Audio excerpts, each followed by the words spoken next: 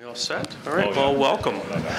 Thank you so much for coming tonight. My name's David Gross. I have the honor of being president of the Dairy Arts Center, and I just wanted to welcome all of the candidates and all of you to the dairy this evening.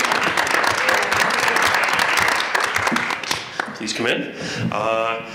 This is such an important topic. Arts are, of course, one of the pillars upon which a great city stands, and so it's going to be an excellent evening for all of us to be able to hear each of the candidates' positions on the arts. And so, again, thank you so much for coming. I'm going to turn it over to the Executive Director, Melissa Fathman. Thank you. Hi, everyone. Thanks for coming out. This is great. Yeah, I know, like, small clap, do a clap. And thanks, Dave. As you said, this is a very important dialogue. Many of us have wanted this for a long time. We've all been talking amongst ourselves in different combinations of people, so it's great that we're kind of all together now. So I want to thank the candidates for coming out today, and a very special thank you to the Boulder County Arts Alliance for initiating this and organizing this. Thank you, Charlotte and Crystal. Love you all. This is great. I've been told we are taping this, so just so you know, this will be documented and also live streaming on Zoom, and it will then be uploaded onto the BCAA Facebook page later on to check out and share. So the timing of this conversation is very interesting, considering Boulder was recently named the 8th most vibrant city of its size in the nation. It's a really remarkable achievement. We're all very proud of that. And at the same time, I want to inject some cold, hard facts into that to say that our city's budget currently allocates $13 per person to the arts and culture, while our sister cities actually spend a lot more. Fort Collins is $22.50 per person, Arvada an impressive $34 per person resident of their city. So as we ask and answer questions together today, I just think it's important that we all think about that disparity among local government spending in our region. How does it impact us today, and what are the possible long-term effects with regard to the future of the arts and culture in Boulder because of that? So, to guide us through our rousing discussion, I'm standing right in front of you. I want to introduce our moderator. She's an artist, a teacher, an activist, a community tour de force, who has a very powerful work actually installed on the front of our building, so be sure to check that out. Please welcome Jasmine Bates. Thank you. Thanks, everyone, for being here. Thanks, candidates, for all showing up.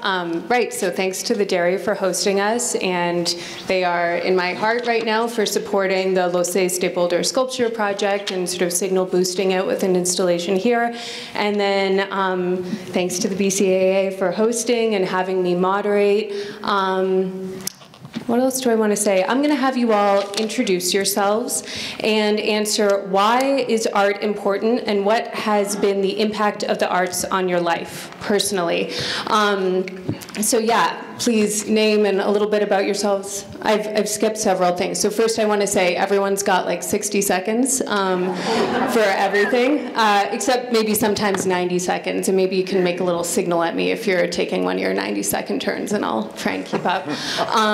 What else do I want to say? By the end of the second question that I ask, if any audience members have a question that they would like us to potentially put to the candidates, please send those to the end of the aisle, I'm going to say, by the end of the second question.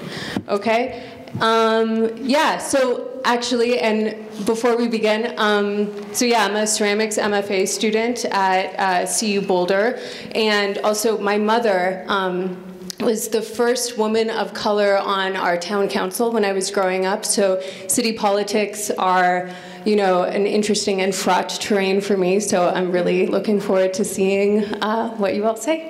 Okay, so who are you and why is art important, and what has been the impact of arts on your life personally? Are we passing this down? No, looks like you've got a mic. Oh, all right. Testing. Hi, I'm Susan Peterson, And I think one of the earliest memories I have of the arts influencing me is I studied engineering in college, civil engineering in the mid-'70s, and my minor was in dance. And the thing that did for me is it gave me a footing in two very different worlds with two very different communities of people that I always felt just helped to inspire my creativity and inspire all different kinds of action. And that's what I think is important about the arts and culture in our community.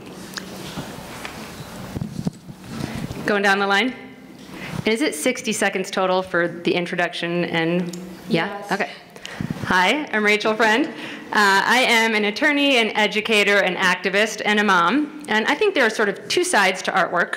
One is the impact on the artist, and the other is the impact on the person experiencing the art. As an artist, I've always loved making art. I realized pretty early on I didn't have a great talent for things like painting and sculpting by about middle school, but I really wanted to continue hanging out in the arts spaces. They were sort of sanctuaries to me in my schools. So I took up creative writing. And I am still a fiction novelist and get a lot of joy out of that. On the other side, experiencing the art, I think that art brings meaning and joy to all of our lives. It makes us think, feel, remember. It connects us to other people and times and places. Today I've been listening to The Cars in my car, sort of remembering Rick Ocasek, who passed away this morning. And that just transports me right back to the 1980s. My husband's poetry helped me to fall in love with him. I would say that art defines us and unites us, and that especially in this era, we are crying out locally, nationally, and internationally for being united.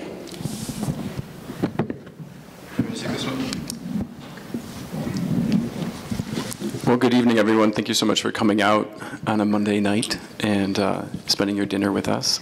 My name is Paul Cure.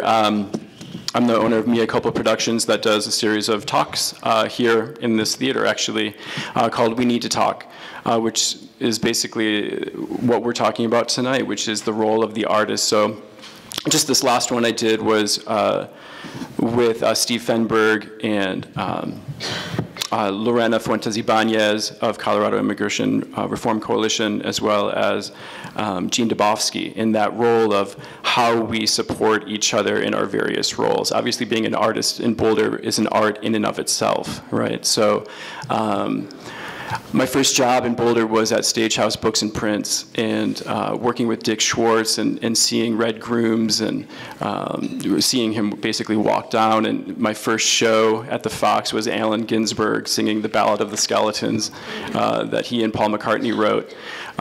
And so that sense of Boulder's cultural richness really, you know, as for me as a city council candidate, is something that we as a city, you know, and as a council have to support, you know, in the best way that, oh, okay. So hello everyone, my name is Nikki McCord. I'm standing up because art is beauty. I made this skirt myself, I'm a seamstress, but art is also advocacy. And I learned that when working with Kirsten Wilson with the One Action Project, Arts and Immigration.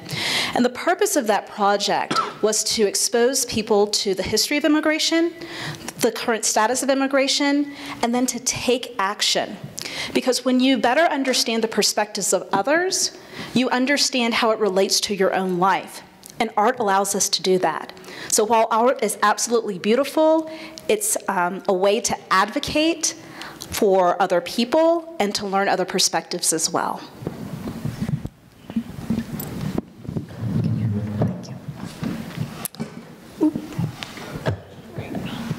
Hello, everyone. My name's Sarah Altschuler. I'm not Junie Joseph, but she cannot be present today, so I'm going to be speaking on her behalf.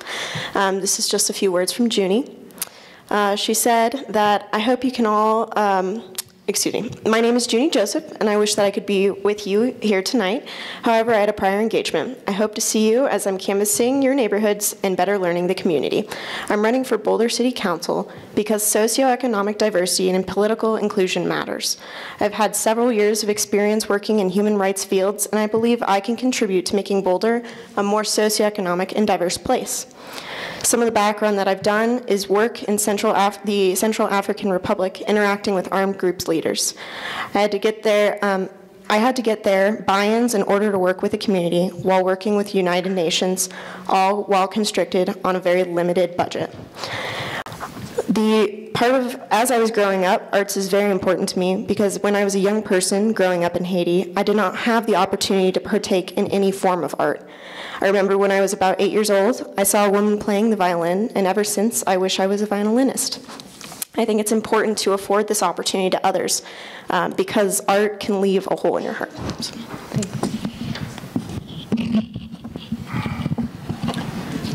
hello, my name is Mark Wallach. I used to be an attorney and then a real estate developer. To paraphrase an old saying, art is not what makes the world go round. Art is what makes the ride worthwhile. Art can be a transformative experience no matter what discipline you choose to participate or watch. For me, my passion has always been theater. I've probably been to somewhere between 500 and 1,000 shows in my lifetime, and I have found it to be transformative. A couple of examples. The first time I saw Angels in America in 1993, it showed me what the AIDS crisis was all about in a way that I had not known previously. I found it shattering.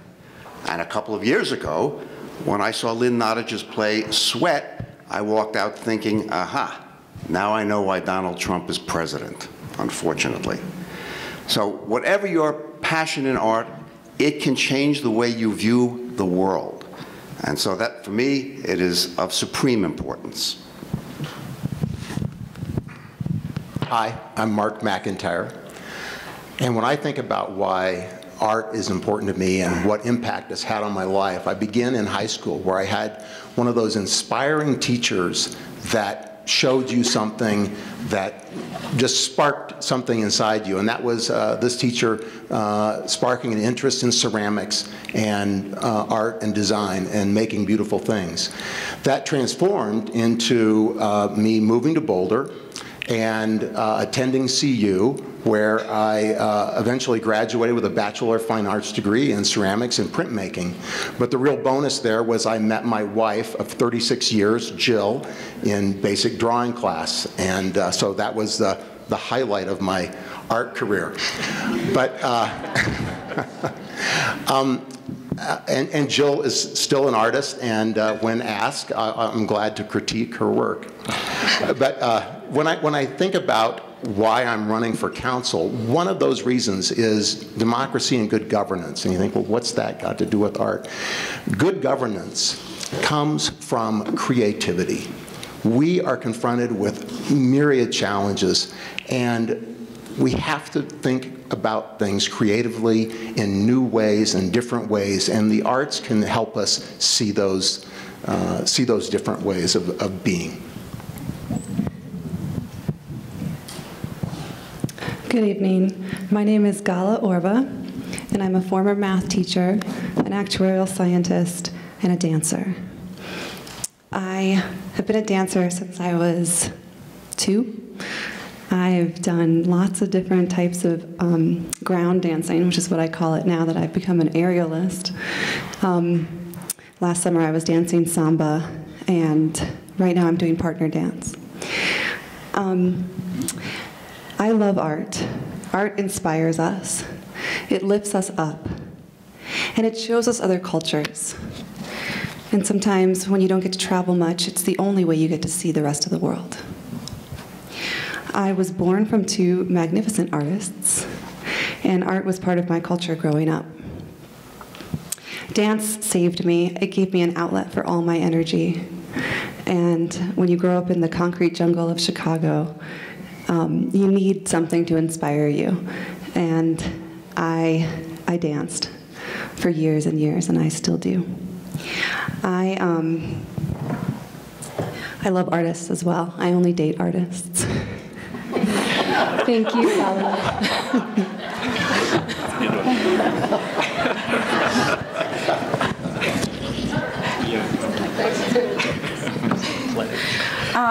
Hi, my name is Corina Hulka. And when the question comes on why is art important, I can say that art is a universal form of communication, and it crosses all boundaries and barriers of languages, ethnicities, nationalities. Art is a way of bringing people together. Art is a way also of preserving culture, represents society's beliefs, also attracts tourists. I think of art as it's a must to have in our lives. It brings us joy, and it allows us to express ourselves. I think that art, it makes us better people, and if we're better people, we can be better as a society. And the impact of the arts in my life has been since I was a little girl. I was playing trombone in the band in my country, and I saw so many lives of kids from very poor conditions that have been transformed by music, by art, by dancing. I transmit that to my daughter, which is, she plays the violin, and I feel so much pride when I see her face smiling when she masters a small piece. So I think art is what is bringing all of us together here, and I'm really, really happy to be part of Boulder, which is a city that offers so much in art. Thank you. I got you. Yep. Hello, everybody. My name is Brian Dolan. Arts and culture has played a huge role of in my life growing up. So I grew up in Boulder since the age of 2, and I remember taking pottery classes at the Pottery Lab, and Shakespeare Festival and Gilbert and Sullivan at CU. My wife, who's here tonight, we actually got married at BMOCA, and I mean, so art and culture has always had a huge role in our lives. I mean, we volunteer at BIF. I mean, we love everything that goes on, and since they've played such a huge role in Boulder, I always appreciate the way that Boulder's looked at it, and it's nice that cities who view and fund their art programs the way that Boulder does says a lot about the community. And places like Boulder, since they put such a high value on it, it shows that it's important to everybody. And learning more about the community cultural plan and the public art plan, it's great that we have community-wide support for our creative professionals and mediums. Good evening. My name is Bob Yates. I'm a member of the City Council. I'm seeking a second term. Art is food for the soul. For some people, art is visual, some is performing. For me, it's music. And music's always been a big part of my life. As a youngster in grade school and high school and college, I played a number of woodwind and brass instruments. Like Mark McIntyre, art is responsible for who I'm married to right now. I was a DJ in my student radio station, and somebody called in and made a request, and here we are 39 years later, still together. I'll tell you more about the story later. As a young adult, I was really into Irish music, and I learned how to play Irish whistles. And then recently, around the same time that I got elected to City Council, I needed an artistic outlet, and so I took up guitar. I was actually inspired by David Gross's daughter. And David Gross and his daughter learns music parlando downstairs in the basement here at the Dairy Center. And so I think I might be the oldest student at parlando. My Alvarez acoustic guitars over there, I was playing a little bit before, I'll play a little bit afterwards. And so for me, you know, other than Katie, my guitar is my best friend. I can't go a day without playing my guitar. And for me, it is food. It is food for the soul. It's something I have to have every day to nurture me. Thanks, Bob. Holy cow. Holy cow, you could say that in the dairy, right? So I'm Benita Duran, and I'm a candidate for Boulder City Council. And this space is a part of my history. So 26 years ago, I moved here from Denver for a position in the city manager's office. And one of my first tasks in that position was to develop the pro forma and the bridge loan for the acquisition of this property and this site for this Dairy Center for the Arts. So I can remember those early days of trying to figure it out and to help build a program and a facility that we all celebrate today. So it's a joy to be here, and you know, it's kind of crazy to be on this side of the stage as a candidate. But let me tell you a little bit about me and why I'm seeking this opportunity. So 26-year Boulder resident, I moved here for this job, and Boulder's been my home for these past years, and I'm fortunate to have a home here. I have deep roots in this state, a fifth-generation Colorado native, so born in Pueblo, Colorado. And placemaking and community building are a part of my core values as an individual and in the work that I've done professionally. I care deeply about giving back and engaging in community, and now's my time to be a candidate on this stage.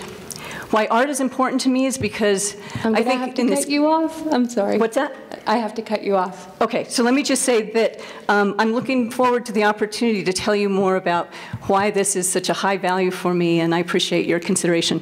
Thank you. Let's see if I can do this. All right, I'm Adam Swetlick. My campaign motto is standing tall for Boulder, so I'm kind of politically obligated to stand tall. So art to me is primarily about humor, and that's just on a personal level. I love the art of telling a good joke. That one was decent at best. You know, I love the art of storytelling, and art has been just part of my life since I was very young. I actually brought a piece of early art of mine.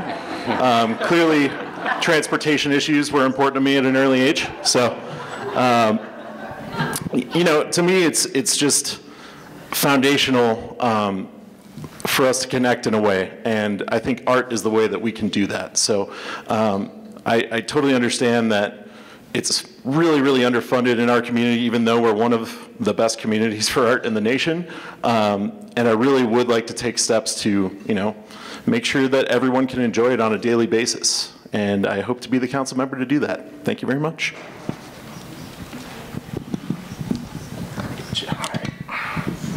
Hello, everybody. My name is Aaron Brockett. I'm currently on City Council, just finishing my first term, running for re-election. I'm the father to 2 kids. My daughter's an amazing visual artist. My son plays in the pep band and the wind ensemble. Husband to an amazing wife. We used to play piano 4 hands together. For me, art has been central to my existence for my entire life. Little known fact, I have a bachelor's in music, and I have done performing throughout my life as well. So I was a choral singer for many years. I performed on this stage multiple times with the Ars Nova Singers, if any of you have ever been to them. These days on City Council I have less time for this sort of thing, but I go to the arts all the time. I see many different organizations here. I think I've attended performances of all of those organizations.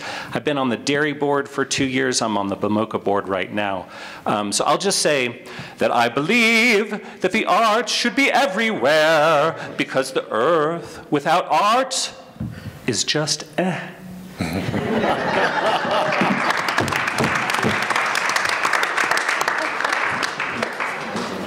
Okay, thanks everyone. So our second question is, what role, if any, do you believe arts and culture plays in general policy making at the local level?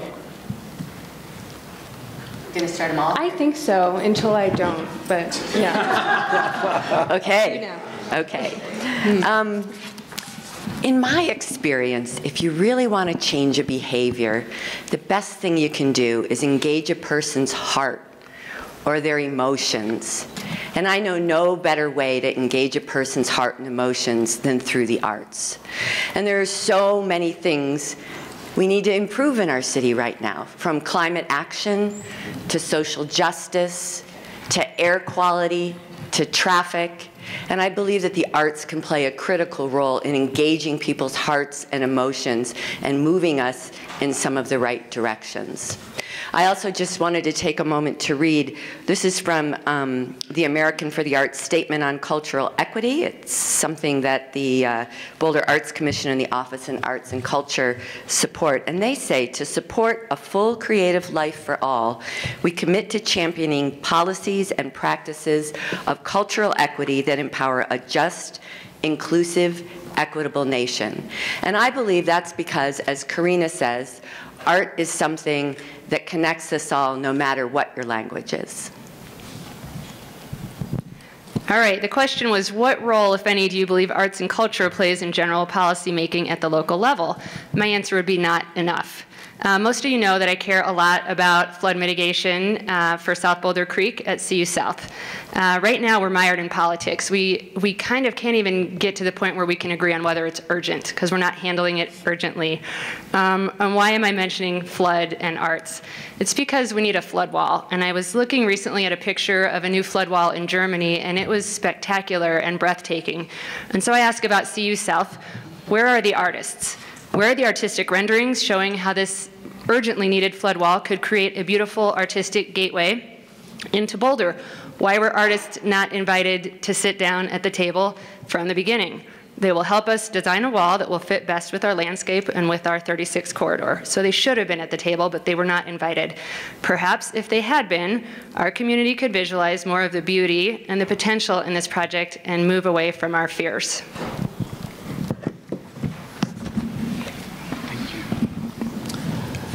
So one of the things that we did last year for the Conference on World Affairs was we brought in Joshua David and the design firm Snøhetta to basically address alpine balsam. So Joshua David redid the High Line in New York City, and Snøhetta redid Times Square in Manhattan.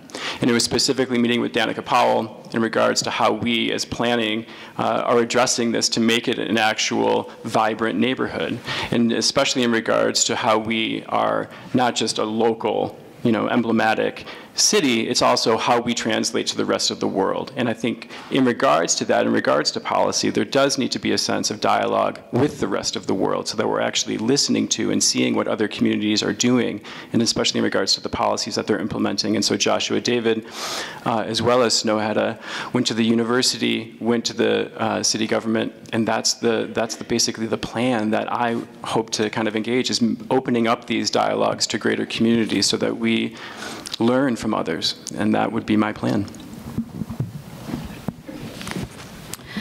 So arts and culture have the ability to provide a lot of beauty and innovation in our city, but that's dependent upon artists being able to thrive and survive in our city as well. Now, I visited the Nobo Arts District first Friday, and I talked to some artists, and they told me that it's been becoming increasingly hard for them to afford both commercial space and housing. So I'm going to give you a little tidbit of something to look forward to in 2020. The City Council is going to be defining something called community benefit. And what that means is when we have development in our community, if a developer would like a variance on their property, they'll need to provide a community benefit. One of those community benefits could be affordable housing and/or artist space. So, as your next city council person, I'm already looking forward to what's going to be on the docket for 2020. And when community benefit ordinance comes up, I will definitely be an advocate for the arts community to have both space and housing to be defined in the community benefit ordinance.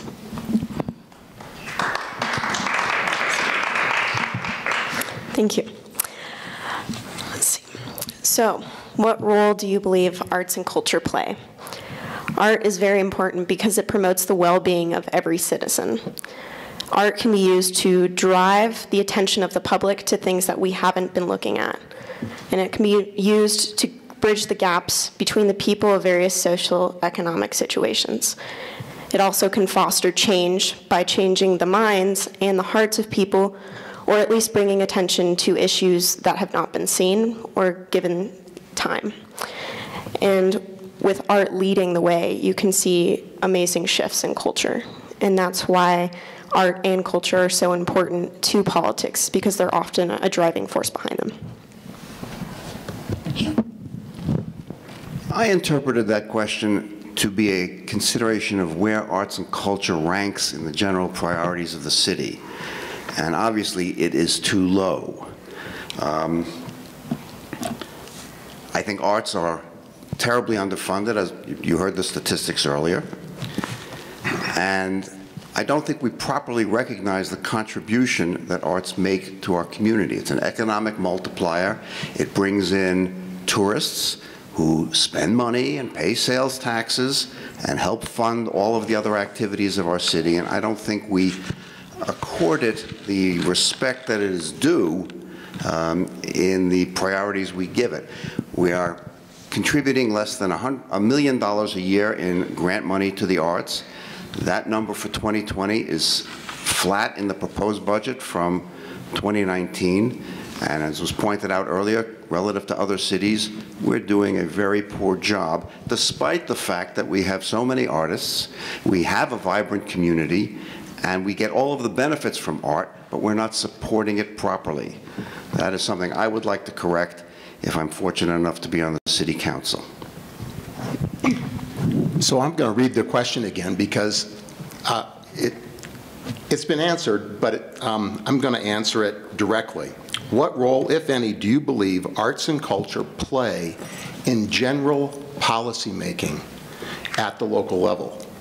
So, the arts, general creativity, storytelling, and most important, story listening need to be part of good governance. So facts and data make up the foundation of they should make up the foundation of our decision making, and we must not ignore them. But we must also acknowledge that our lives are so much more than just these measurable metrics. That's why we have liberal arts education essentially as a foundation of our society, of a good democratic society. Liberal arts education is the key to that. And I am in favor of broad liberal arts as a foundation for good governance. So it plays into our decision making along with facts and data, but it's important to be a good listener and a good listener to our people's stories. I believe that arts and culture should play a huge role in policy making. Art inspires us, it reinvigorates our souls and spirits, it lifts us up. I would like to increase that number that we were told earlier from $13 per person to $20. I also believe that creative minds come up with creative solutions. As an artist myself, I will bring that creativity to the council. I am the candidate who will read the docket and sit back and listen to the people and come up with creative solutions that nobody's thought of before. Because that's just how I think. Once I get enough of the information, I come up with something new. And I will use my creativity on your behalf. Thank you.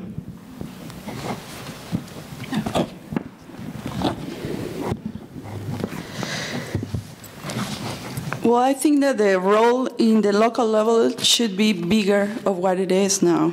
I think the contribution to art and culture in a city that is managed well should be one of the main priorities.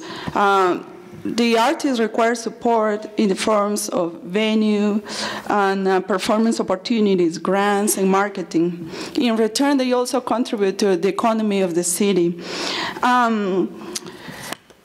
I can say this is something of my experience. When I wanted to see the symphonies or orchestras here, I had the venues where they play is at the churches.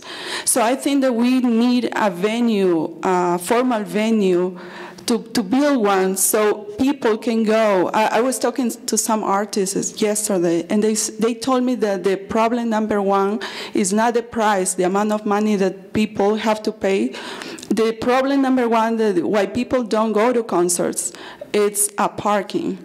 So I think a great idea for the city will be to build a venue for the performing arts.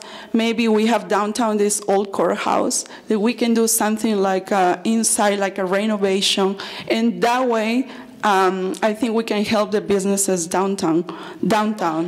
I think we have to support the arts more because they give us more in return of what we are giving it to as a city. So, in my opinion, arts and culture are all about unique expression. It's an area of human activity in which differences are encouraged and celebrated. We don't attempt to homogenize the arts. There are many benefits to a culturally vibrant city, and one is that people living in the city probably have a deeper appreciation for different cultures and expressions of differences. The hope is that this would also transfer to general policy making at the local level, because presumably policy makers would, as city residents, develop a deeper understanding and appreciation of differences, uniquenesses, and cultural heritage. And so through the arts, that's how I would like to actually, that's the role I think that we should play in general policy making. I think we're going to talk about money a little bit later, so I'll park that. But I do want to visit on how arts plays into general policy making today, setting aside the money question. Without art, a city is just buildings, right? And so we need to incorporate that in everything we do. So let me just kind of touch on a few areas. In construction, as was earlier referred to, we're adopting a community benefit ordinance which will require public art for new construction. In education, it's the 3 R's plus art. In human services, art can bridge the divide that separates us culturally and ethnically through festivals and museums. Business vitality, art is big business. For every dollar invested in art, we receive a return of $19. That's a good return. And even in transportation, as we construct new things, like, for example, the underpass at Diagonal Plaza and the space and the underpass at Baseline, we incorporate art into what we do. So I think we can seek art and incorporate art in everything we do as we adopt public policy. I think arts and culture plays a very key role in general policy making, and it needs to continue and to be enhanced and integrated throughout the city's programs and policies. One of the areas that I focus on is on economic health and sustainability, and I know what a significant driver our arts and cultural community is to Boulder. And it is a model for other organizations, other cities, rural communities throughout the state. I've been involved in state economic development efforts, and through the Colorado Creative Industries, I've watched and tracked the great programs here that are modeled in other communities throughout the state. So we continue to be a leader in that and be very thoughtful and creative in what we're doing. One area that I think we could have great potential to focus on is in this opportunity zone that you all have probably heard much about too, that the City Council has been dealing with in the past year. I think there's an opportunity there to create an art component that could be funded through an Opportunity Zone art fund and could address many of the needs of community space, studio space, workspace for artists throughout the city. Thank you. So arts and culture, I think, is fundamentally about engagement. And right now, I think we have a lot of issues with our city's engagement process. So I think we need to inject as much art into the engagement process as we possibly can. Part of the reason why our city kind of grinds to a halt around some of our major issues is because people don't feel like they're heard, they don't feel like they get a chance to participate. Imagine if, we didn't have just sort of city-sponsored meet and greets or just showing a bunch of, colors on a page for buildings. What if it were a much more interactive experience? The thing that I like the most that we do currently is walk-arounds of certain areas. I feel like that's really engaging. And I think we should be sort of focusing more on creative ideas like that, where people would actually want to come out and spend some time talking about city projects. It wouldn't feel more like a burden, but something that people would be actively engaged in and listen to. And so engagement, art, those are just tied together to me, and that's what I want to help bring more to in our engagement process in the city. Yeah, I think local policymaking has the arts have an enormous place in that. I think a big part of it is making sure that art is easy to do, public art in particular, murals, signs, things like this. In my first year on council, the Dairy Arts Center was trying to put up the beautiful sign that they have now out in front, and it was literally illegal, and we had to pass a special ordinance to make that happen. And I hear over and over again from folks who butt up into similar kinds of problems. So I'd love to see that tackled as an item by City Council, is how can we make arts easy to do, wherever the murals in public places, things like this. So that's really important. We'll talk about funding later, but another piece is encouraging arts, is having the city play a role in making sure there's room for art and art is encouraged in new things. So for example, I'm really glad that Nikki brought up the community benefit conversation. This is something that I've been working on throughout our community benefit conversation, is how do we make sure that arts are considered a community benefit and they make it through that project, and we see more art in our new developments, and also implementing a 1% for art project with new construction, so that we make sure that we have arts everywhere in town. Thanks, everyone.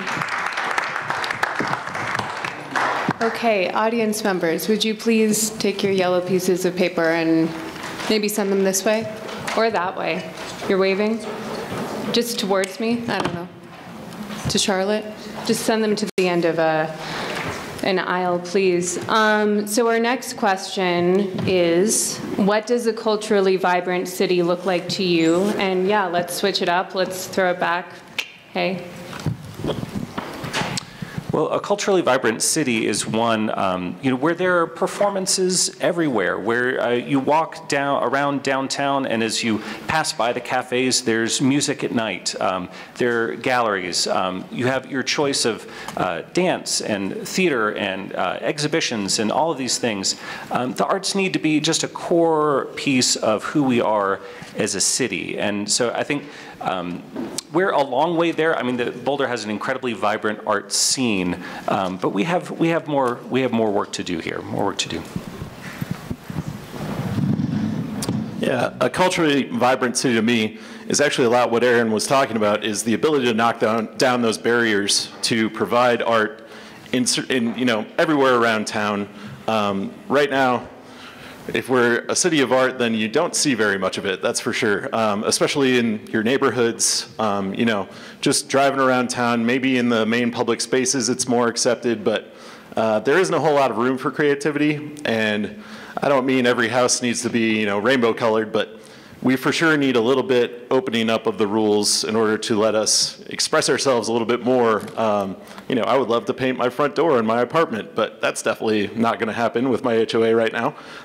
That's something I'll fight for at an even local level than at the city level. But things like that, to me, taking down some of those barriers are super important. Thanks. I think it really looks much like what I experience here in Boulder. I mean, I am a patron of the arts and culture, and I wander around everywhere and experience a lot of different things. And I just think cultural vibrancy is about the diversity of experience and place. And so from, a fringe performance in the church hall on Pine to, listening to Ken Burns at Mackey Auditorium, it's everything, and there's a little bit of everything that I think we all celebrate here. And I appreciate that we use space creatively, but I know that we need more discipline in that and more space opportunities and the diversity of space for creatives and for studio and workspace. And I would appreciate and want to engage in finding more opportunities to discover those kind of spaces in Boulder. A culturally vibrant city is one that invests in the arts, and up till recently we have not done a very good job of that. When I retired from my day job in 2011, one of the reasons I retired is I wanted to get involved in enhancing the support for culture and the arts in the community. I joined the board of directors of the Dairy, of Chautauqua. I took a leadership role at the Conference on World Affairs. I was a president for many years of what used to be the Boulder History Museum. We converted that into the Museum of Boulder to provide cultural experiences for our community. But of course, the thing that was lacking for each of those organizations was money. And so in 2014, I sat at Prize of Private Citizen. I sat down with city manager and I said, we've got to figure out a way to ask the voters for specific earmark funding for culture and the arts. And we created what we then called Ballot Measure 2A. This was in 2014. And we created millions and millions of dollars of funding for culture and the arts in the community. It's the first time we've ever done that here in Boulder. And we put together a package of support. We presented it to the voters, and almost 70% of the voters said yes. And then we took another package back to the voters in 2017, and they said yes. And there'll be another package in 2021, and I know you're going to say yes. So that's what a culturally vibrant city is. It's not only a city that has art, but it supports art. So in my mind, a culturally vibrant city is one that has the sights, the sounds, the smells, and the feels of many different cultures. It's going to an Afro-Cuban music festival one weekend, followed by a Cinco de Mayo party, with Latin food and music the next weekend, and then a Tibetan art opening the following weekend. Culturally vibrant city is one which residents respect and value different cultures because they're regularly exposed to wonderful experiences of those cultures. That's what we have in Boulder. Boulder is a culturally vibrant city with all the programs, districts, unique artists in our city, and I'm proud that Boulders continue to make it a priority to support the arts. But as Bob says, we need to continue to do better because we can do better with more support from the community. So a culturally vibrant city is where we're living now, Boulder. Boulder has it different artists, restaurants, I mean, you name it, amenities, theaters, concerts, productions. We're so lucky to also have the University of Boulder here that offer us, you know, a wide range of art. Culturally vibrant city is where also the different cultures are celebrated and appreciated. But this also has to be accessible for all of the people that live in here.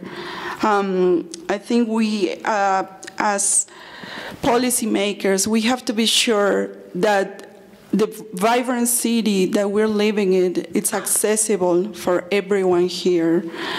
And one thing that I'm going to read is that Boulder ranks among best mid-sized cities for vibrancy and art scene. So I feel very lucky to be living in Boulder, and I think Boulder is doing a great job. There are neighborhoods like the Novo Art District, and there's so many things culturally going on. And I think we just have to keep going and put more support into our artists and the artist scene.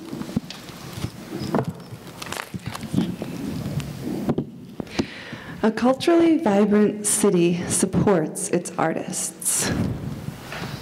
I've heard from a few different people that it's hard to have a public event. There's a lot of red tape involved if you want to shut down a block in Boulder, or if you want to do something by the creek. And I promise that I will cut through some of that red tape. I find that our neighbors, like Louisville and Lafayette, they support their artists in a much more simpler way, and you can have public art without so much red tape. So that's one thing that I'd like to see. And a culturally vibrant city also protects the arts. And I am running on a platform of protecting the arts. I'd like to see the movie theater that we were promised in the old Daily Camera building. They ran out of money, so they didn't live up to their promise.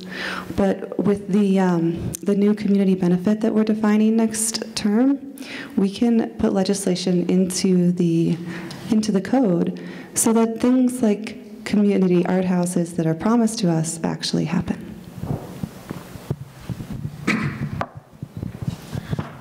I think that a culturally vibrant city looks a lot like Boulder, plus more diversity.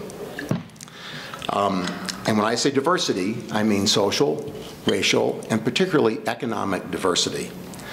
Our measurable levels of diversity are declining, not increasing. We are losing people of color. We have greater wealth disparity, and we are losing economic diversity. So you don't have cultural vibrancy when you have a monoculture. You just don't. And so to reverse that trend, we actually have to talk about land use policy and housing and transportation and progressive ways of funding our city's needs, not regressive ways. So I can't answer this in a minute, but I can tell you that we have to address equity and housing policy and land use policies if we're going to have a chance of maintaining a vibrant city.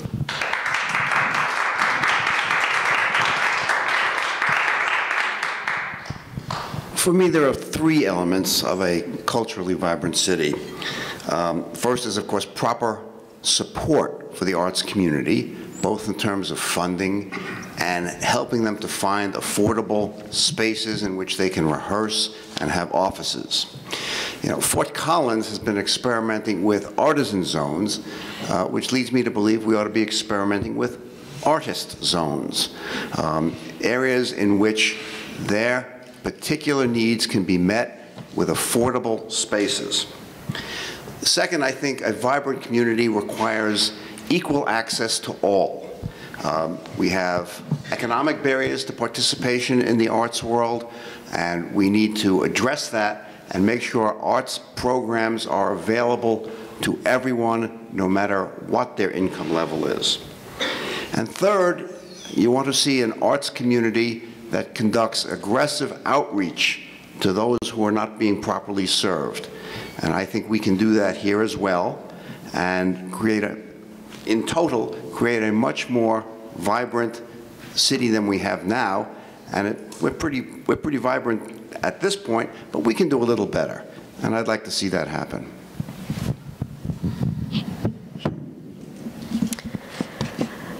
So to Junie, I think a couple of the points have already been made, but she said that a cultural, vibrant city should take into account all segments of society. She said that she believes that Boulder City is not as vibrant as it should be because it's not as inclusive as it can be. I hope for a more vibrant Boulder with more street art. Street art and free shows and services are very important because they allow artists to perfect their craft and also allow for a community experience to enjoy it. Additionally, it offers a revenue for young artists to practice their craft. Art brings with it tourism, which is a vital source of revenue for the community, but also art is part of science and history. A vibrant art community can help shape how we view the past and future Boulder. Artists help to memorialize objects and things. It is not just about the books that are written about Boulder. It is also about the artists who have painted about Boulder. Well, I have to agree that Boulder could use a little bit more diversity and maybe even a little bit more diversity on City Council as well. But when we talk about a culturally vibrant city, what I'm thinking of is the spirit of that city and how Boulder is communicating that spirit to both the residents and visitors to our city. Now, a lot of times the spirit of a city is created by our working class. One thing you'll hear about me often is one of the pillars of my campaign is to create 256 units of affordable housing per year to meet this city's 15% affordable goal by 2035. Artists and working class folks will be included in those folks who will be able to have access to those affordable housing units. And so in order to make sure that we have a culturally vibrant city, we need to make sure that the spirit of the city is kept alive. That spirit is mostly kept alive by our working class citizens. So let's make sure that we have affordable options for living for those citizens as well. Thank you. So the way that the Boulder Pottery Lab was actually started was, this is a funny story. There's actually a little documentary at the Boulder Public Library about this. Betty Woodman went up to the city department and said, I think you guys should do something over there at that pottery lab, or excuse me, not that pottery, but that old fire station. And they said, well, who are you? And she said, well, I'm Betty Woodman, and I'm gonna go over there and I'm gonna transform that into a pottery lab. And so, you know, here we are as a result of that, you know, and the point of it is, people make the difference, you know. So Chip at the Boulder Downtown Partnership, right? David at the BMOCA, whether it be Melissa here at the Dairy, right? People are the instigators of change. Sandra at the university. So these are the people that actually make that happen. And the way that city government has to work is be able to listen to those people and say, what do you see happening? And how can we help you make the change that you see that is sufficient to support and to make possible the things that you want to see happen? So one thing that I've tried to do is try to create a culture pass, right? So we have all these disparate organizations. And so my idea was we do Boulder Bucks, right? So if you go to farmer's market, you buy farmer's market bucks. Those can only be spent at farmer's market. Well, the same principle would be used in regards to the arts. So you would go in and you would buy Boulder Bucks, and 1% of those sales that you go into the Dairy, you go into BMOCA, you go into the university, you go into any number, Boulder International Film Festival, 1% of those sales goes to housing, goes to supporting those organizations, so that we're not just taxing ourselves, but we're actually saying, let's pay it forward. And here's the way that I'll pay it forward. I'll buy into a local economy with Boulder Bucks, and those dollars will then be spent to things that I want to see basically supporting. Thank you. Okay, what does a culturally vibrant city look like to you? To me, it's one that artists can afford to live in, first and foremost. Thanks. A culturally vibrant city has diversity of housing and workforce for multiple income levels. We need to get to yes on projects that support walkable, affordable neighborhoods. On affordable housing, it's pretty easy to say that we will deliver the moon and to say that we want to get to certain percentages and numbers, but we are going to need leaders who will follow through and get to yes. A culturally vibrant city doesn't just embrace diversity, we foster it. We don't fight progress, we weave art and beauty into progress.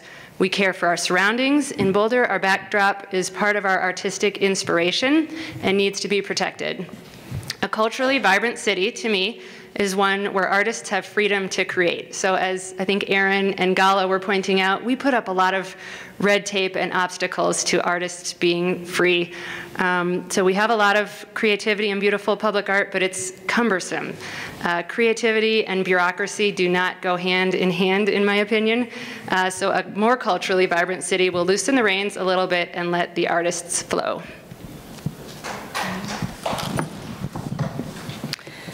To me, a culturally vibrant city looks like too many enriching things to choose from on any given day. It looks like aesthetics included as an important aspect of all our development, which, based on some of what I've seen, particularly at our city's main gateways lately, hasn't exactly been the case. It looks like embracing art forms from many different cultures.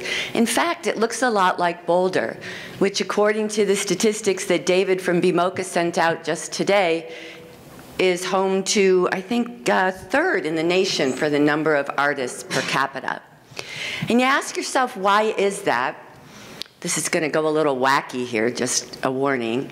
But you know, I practice a lot of yoga, and I'm into the Vedic sciences. And in the Vedic sciences, which is all about energy and space and form, the belief is that the creative and inspiring energies come from the Northeast.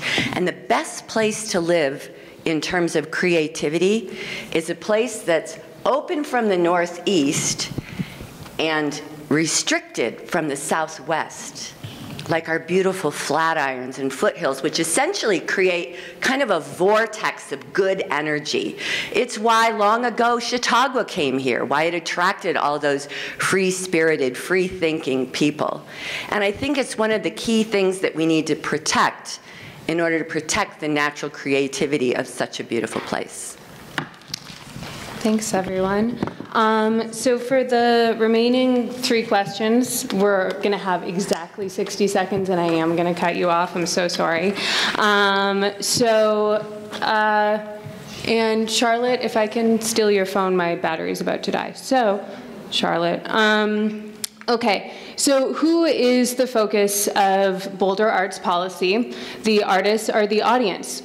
Even as the city increases funding for the artists themselves often cannot afford to live in Boulder. I like to remind everyone who I meet that I'm able to be an artist and a graduate student and carry on with my lifestyle because I have inherited generational wealth. So that might be a thing we think about. So please talk about affordability and the arts.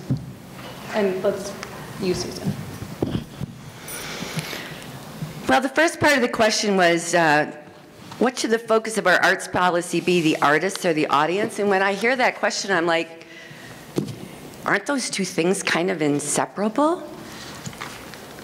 Aren't they really interconnected? I invite you to take a look at my website under the issues section. With each of the main issues around Boulder, I talk about its interconnectedness to every other issue. So the arts connectedness to everything from social justice to traffic to affordability. And in this case, the specific topic of affordability, I think, relates not only to the arts and culture and artists, but to people from all different socioeconomic levels in all different kinds of jobs in Boulder, which I think are so important to creating the kind of vibrant community we'd like to have.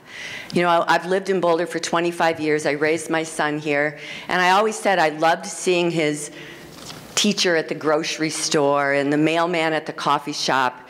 And I think it's so important to make sure we do what it takes to make it affordable for everyone, including artists. All right, on affordability, I'm going to go back to housing here. We need leaders who will get to yes on affordable housing. That's the big thing. It impacts both the artists and the audience. It's the overarching city issue at this point. So I support on that front things like allowing mixed-use development in industrial zones, focusing new housing at logical spots along mass transit corridors, ADUs, and housing at CU South, to name a few. On the second question, is the focus of funding artists or audience?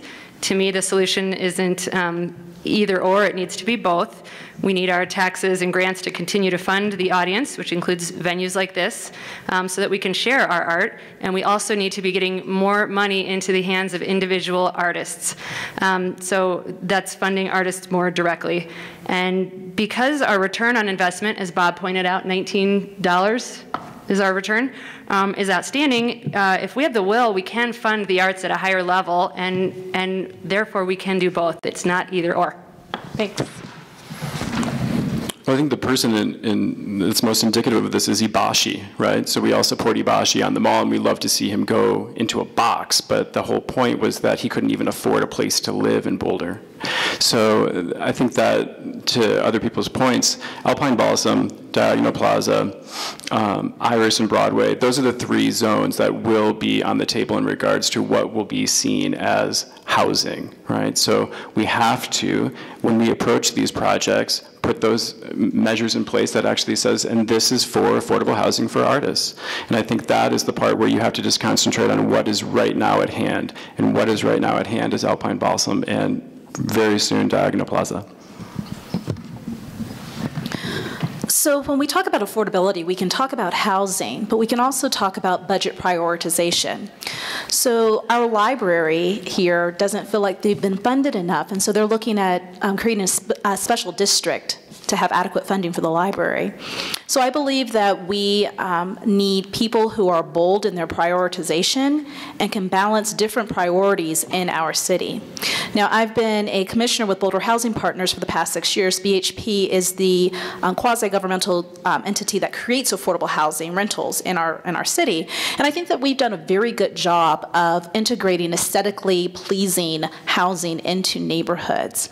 And so I feel that, like everyone is saying with affordable housing, that is one aspect of creating affordability in our town, but I also believe that we need visionaries who are going to balance all of our priorities in our budget to serve the needs of all of our residents.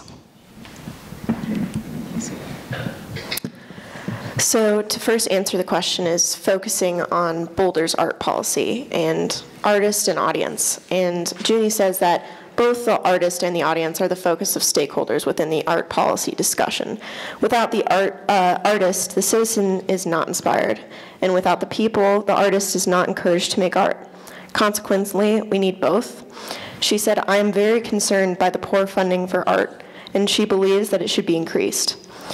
Consequently, she also talks about affordable housing, and she says that I think we should do better at creating affordable housing to protect our artists who live in Boulder. I believe that if we had more affordable housing in Boulder, we'd have more diverse artists from various socioeconomic backgrounds. Artists often lead very fragile lives, similar to those who pay check to paycheck. I know this experience because one of my uncles was an artist, and it was very hard for him to make ends meet. Luckily, we live in a very affordable area when I was growing up. Art is important and it inspires all of us. We have to support our artists by providing them with affordable housing in order for them to help us in increasing our art and making the community more vibrant. Look, affordability, particularly in housing, is the key issue for Boulder today. And my view is I would like to build much more affordable housing at a more rapid pace, which is why I have been advocating decommissioning our airport, which is 120 or 30 acres of non-floodplain land on which you could easily build more than 1,000 units. And because the city owns that land, we don't have to have a situation where we endure 2 to 3 market rate units for every affordable unit we buy.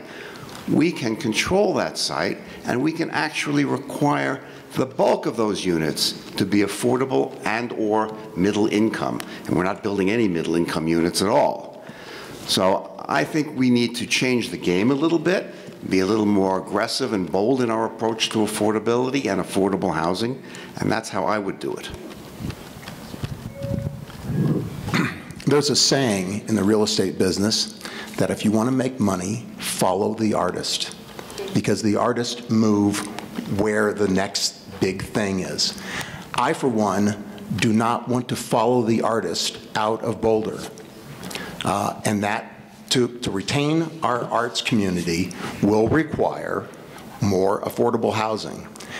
And I challenge you to challenge us to address which projects specifically we have supported and which we have opposed for affordable housing. Because we cannot simply set goals and say, we want more affordable housing. We actually have to do it. We have to make it, and we have to say yes to it.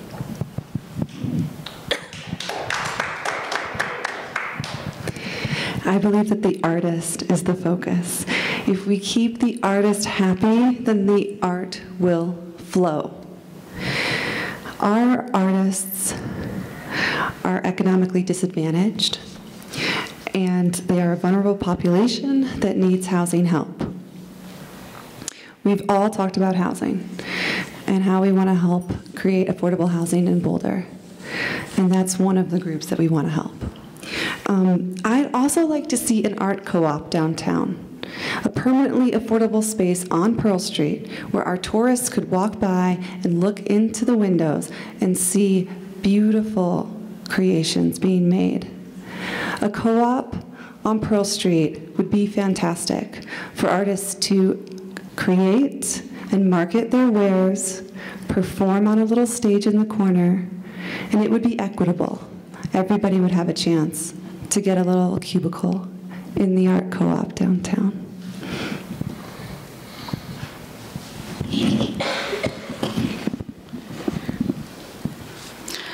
Well, I think that it has to be both, because they both connected. We need the artists, and the artists need the audience also to survive, to thrive.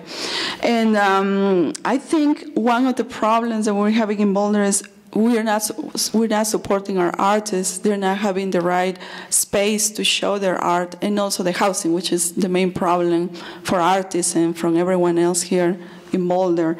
I think one idea will be that relocate some funding to affordable art space. And maybe we need to add an item in the budget for this space. And so we have to be sure that our artists can reach to affordable housing. I think the city is going to be always better if the artists stay here instead of pushing them outside. So we creating programs and supporting the programs to help them, I think it's a main key, especially for affordable housing. So I agree with Karina. The focus should be on both. Arts and the artists make Boulder a better place to live, and it's important to support both of them. This leads into the affordability issue that Boulder faces currently. I fully support Boulder's affordability goals and inclusionary housing. They're meant to help strengthen our community. Through these efforts, the hope is that artists will be able to find affordable housing in our community. But it's not enough just to house artists. They also need to have affordable spaces in which to create art. I believe Boulder should, through policy, and possibly that includes land use and zoning regulations, provide affordable spaces for artists to have their studios. I've been reading about the NOBO bid process, and it seems like that's a step in the right direction to help support creatives as well as the small business in North Boulder. Jasmine, I'm going to keep this to 45 seconds because I'm going to need the 15 seconds in the next question. I love it. You'll know why. We do a pretty good job on low-income housing, but not all artists are poor. Some of them are moderate, middle income, and we don't do a very good job of middle-income housing. That's because we don't have a whole lot of tools for that. So my colleague Sam Weaver and I created a tool called the Middle Income Down Payment Assistance Program. It's going to be on your ballot in November. It's ballot measure 2I. That's 2I for inspiration and inclusion, and I encourage you all to vote for it because I think it will help artists who are in the middle income purchase and stay in homes.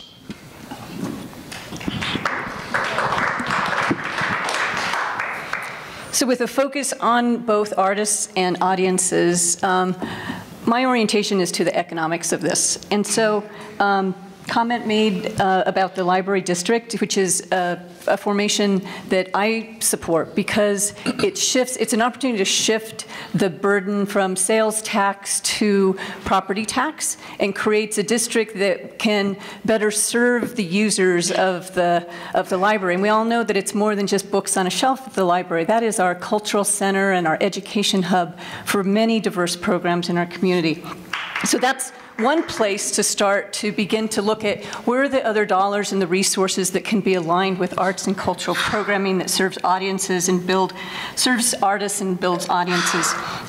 The other place I'd focus on is to look at more philanthropic support for programs and efforts and to look at SCFD. So in the past 2 years, I've been co-chairing the SCFD's Inclusivity Fund, and it has focused on Tier 3 organizations in capacity building. Our issue here in Boulder is the diversity issue that we don't have to represent people in nonprofit organizations. I have spent the last 2 years on the city's Housing Advisory Board, and I learned a little different saying than Mark did about real estate. If you want to make money, build more luxury condos. And that's pretty much all that's happening right now. So the free market isn't providing what we need for people of all different income ranges and different occupations to actually live and survive here. I really want to increase our inclusionary housing percentages that are required when we build new buildings. I think that'll take a big step towards providing more equality in our town. I really want to start taxing the biggest corporations in our town in order to provide a fund for affordable housing for people, because right now their impacts are way more than we're getting in return, and it's pushing people out of town at a faster and faster pace. We need to take bold action on this. It's not just going to happen through the free market. Good. My slogan is sitting short for Boulder. So I echo much of what's been said about affordable housing. I'll just say one thing. There's an organization in Loveland called ArtSpace that set up affordable housing specifically for artists. And whatever secret sauce they put into making that happen, I'd love to see us do a similar project here in town. Another affordability issue we hear a lot about is office space. Nonprofits in the arts and other places really struggle with that. We're working on an affordable commercial space pilot program in the next couple of years that would dedicate some below market space to nonprofits, which I think many arts organizations could fit into. And the other one is there's a lack of venues and affordable venues. And so I think our Arts as Community Benefit project can get us more venues that could have below market space. And it's also a place where we should dedicate some additional city funding to subsidize venues for artists organizations.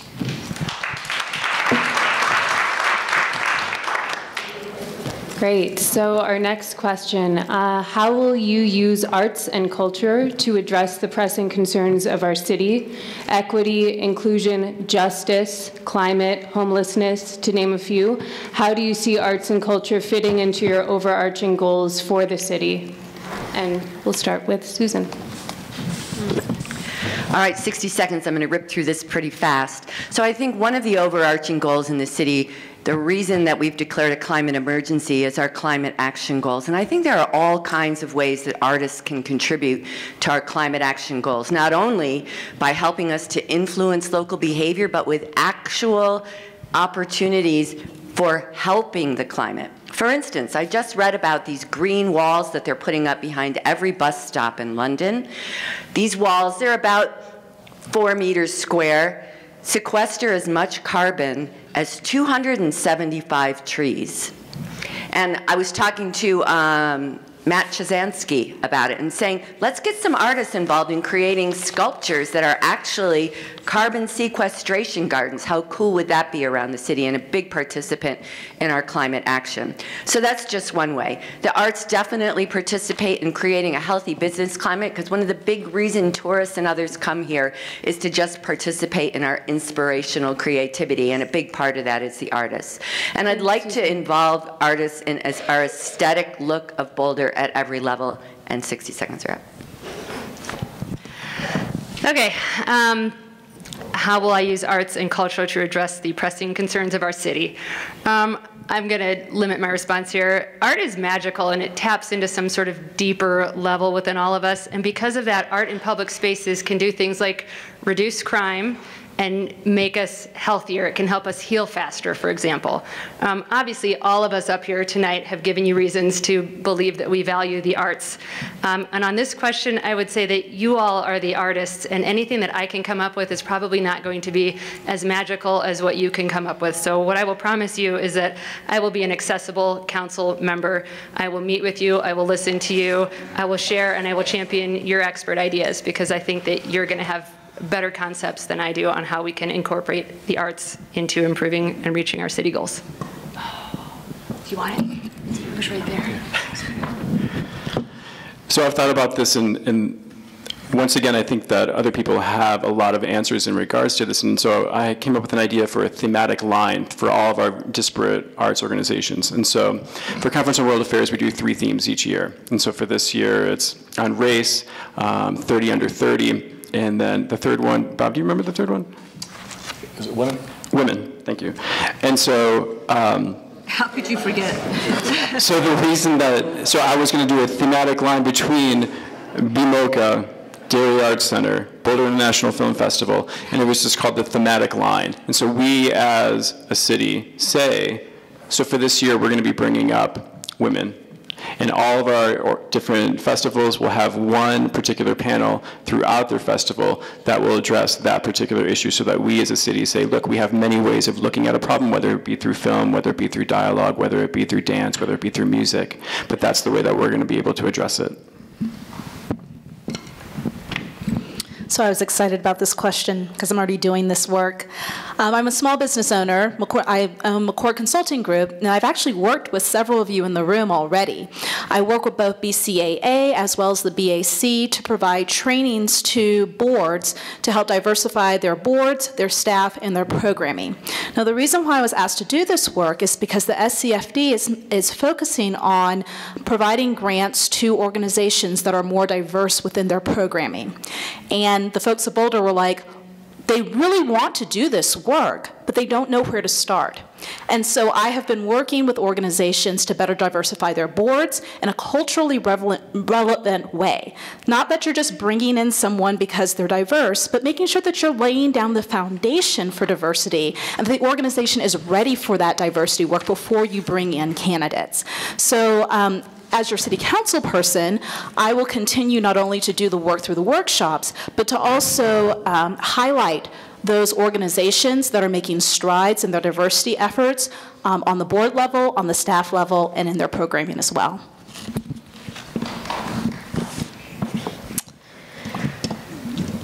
Okay.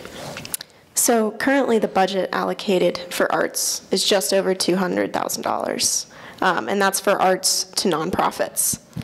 The reason this is important is because Junie really upholds the belief that you need to provide services to everyone who can't afford it. Because if you're supporting the baseline of any given society, if you support all people, then it'll continue to grow. And putting funding towards different areas can be difficult because you want to choose what to allocate where. But art is inspiring, and we can use art to inspire everyone who lives in the city of Boulder. She'd like to look at the budget and find how we can prioritize monies for art programming, both downtown Boulder, on the Hill, but also find new areas for expansion of arts throughout the community.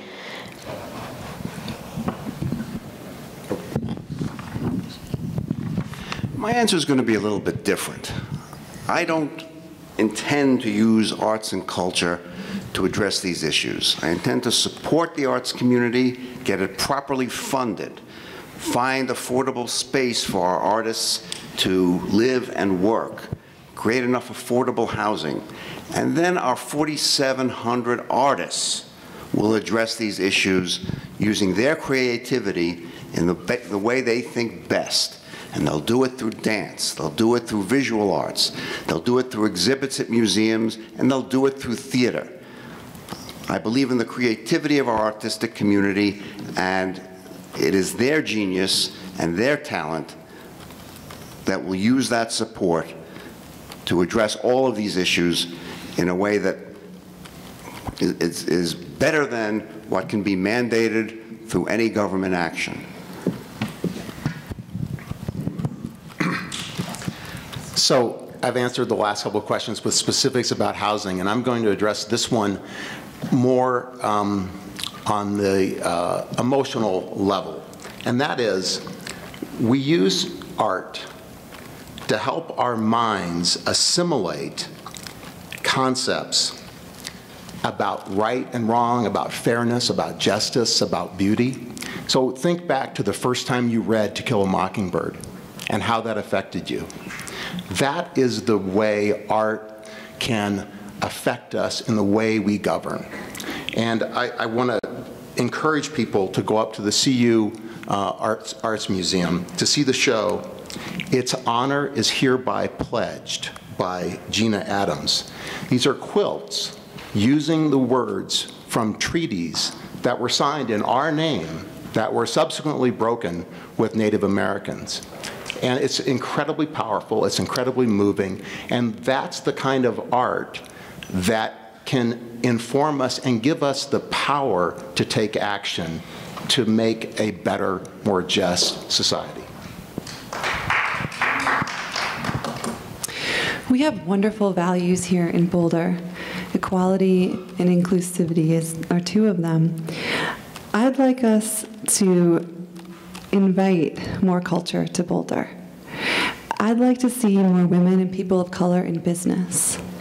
And I'm asking community members to step up and mentor women and people of color in business. If anybody in the audience would be so kind as to mentor somebody, please give me your card after after our forum here. I also think that the city can do a better job at educating people as to their options. We do have some affordable housing here. We do have a first-time home buyers club, and I don't know if everybody knows about it. And I'd like people in Kansas and Alabama to come to Boulder.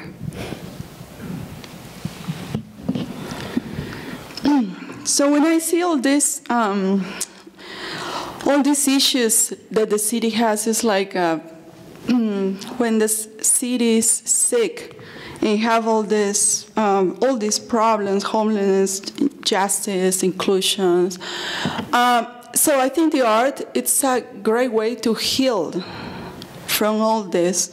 I think that if we want to have a city that is culturally diverse, we have to include the populations that are probably left out, and they don't participate as much as art. Like I'm from Peru, so the Latino friends that I have, it's like probably none of them go to a concert, none of them put their kids in arts or in music classes, and it's sad, because when the kids are growing, that's when you need it the most. Thanks, Karina. Thank you. So as I stated earlier, arts celebrates uniquenesses and differences. I also feel that through cultural appreciation and events that celebrate the proud heritage of different cultures, city residents realize all cultures are equally valid and each have amazing aspects to them. In other words, we can and should learn from all different cultures and walks of life. This will foster a more equitable and just inclusive city. Through art, particularly film, we're able to learn about climate change, get insight into what it's like to be homeless, and what are key issues surrounding homelessness. Art immeasurably broadens our horizons. Art helps us view the world through other people's eyes and gives us better perspective. What is art? Asked my friend Bart. He knew that art was not a fart. But throw a dart, you'll miss the heart, because just to start defining art, you have to be a part. You have to get rid of that part that's the pie chart. Instead, impart a whole fresh start. Do not outsmart, do not bogart. Learn by heart your own bit part. Kickstart, jumpstart, upstart. Take some chances, come apart. The world is warming, experts impart. You can see it with no eye chart. So here at home, let's make our art. No need for anyone to depart off to Paris or Stuttgart. Let's give our kids a good head start. Time for art, not Mario Kart. And listen true, my dear sweetheart.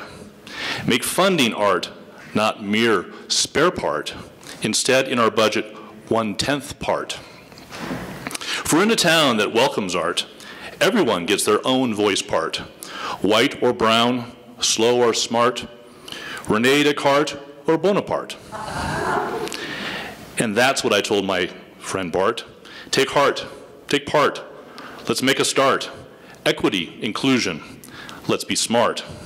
If we do, they will know our heart. Embracing all, we become our art.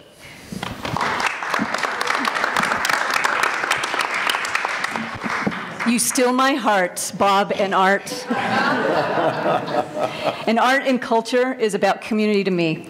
And it brings that brightness and light to a process, and I'd strive to see that it's integrated in poem, program, and practice. My focus is on capacity building for organizations, and I want to continue on what I was talking about before, but I personally work with arts and cultural organizations because to see that more Tier 3s in Boulder are pursuing this Inclusivity Fund and the Community Acts Fund in this next cycle. It is a tragedy to me that no organization in Boulder applied or qualified to participate in that program. And I commit to you that I will bring voice to not only artists and community of color, but people with disabilities, physical, mental disabilities, the elderly, low income, veterans, and the LGBTQ community. They need to be a part of this inclusion conversation that relates to art and culture. And that's what it's about, and that's what community building is all about. Thank you. So again, I'm going to go back to my previous answer. Fundamentally, I think art is about engaging people, and problem solving starts with engagement and listening. As a member of the Housing Advisory Board, we actually started listening sessions where we would bring a specific group of people who we wanted to hear from. Our first one was the permanently affordable housing residents, out to hear from them and engage them and see what their lives were like. And I think that's what we need at the city council level, because right now, we don't always know what artists need, and we need to bring them out to speak to us. I think that's, you know, a pretty foundational piece of what we should be doing with city engagement. So I'm gonna leave it at that and leave my little time for my own art here. Roses are red, violets are blue. I'm standing tall for Boulder, and I hope you will too. Thanks for the few claps. Right, no poem, sorry. So the arts and culture are an incredibly powerful tool for equity and inclusion and cross-cultural understanding. I mean, think about like the Undocumented Monologues project that Modus Theater did, which allowed all of us some insight into the experience of our undocumented neighbors. Or the program at in the North Boulder Arts District, there's a new mural by Sally Eckert where the residents of affordable housing contributed their own pieces to that piece of art. Or the free programs that the library runs. Juliet Barsh is here, who helps runs those. And the free art that the Dairy Center has in the lobby. So it's an incredible part of our equity and inclusion efforts, but it also needs to be specifically, the city has to include equity and inclusion in its criteria for funding, because we need to give some additional funding to some of the organizations that need it the most. Great, thank you. So we'll start with you, Aaron, for the question. What piece of public art do you feel best represents the city of Boulder, and why? You can tell us about a piece that exists or a piece that you think should exist, because we can make it happen. Well, so there's no one piece of art that can encapsulate all of Boulder. But one thing I'll say is what I love the murals that we have in town, and I love that we're getting more and more of them over time, and they're springing up in new and unexpected places. The city's had a program to encourage neighborhood murals, and sometimes as I'm biking around town, I'll see a new one that wasn't there just a few months ago. And so that, I think that gives to the kind of wild and creative spirit that this town has. So my favorite one is actually, you can see it most often down at Boulder Creek. It's the rock stacking for a few reasons. One, anyone can try it. It's free to do. Two, it almost makes the impossible seem possible. Like when you see the rock stack up in certain ways, it just blows my mind. And stuff like that is really, really inspiring. And three, you don't have to ask for permission to do it, which is really, really important to me. So that's my favorite thing in Boulder. Well, I defined the tea house as my favorite piece of public art. And I remember from the time that I worked for the city, it was in a warehouse in Public Works for about 10 years. And we didn't even know what was in there. And once we unpacked it and discovered the gem, jewel, treasure that we had, it generated so much more energy and enthusiasm for what we could be and celebrate and align in an international way. And so that's my choice. The world is God's canvas. When humans create art, we are in our own infinitesimal way trying to mimic God. And here in Boulder, my favorite attempt to mimic God is the water jets that the kids play in on the Pearl Street Mall near the courthouse.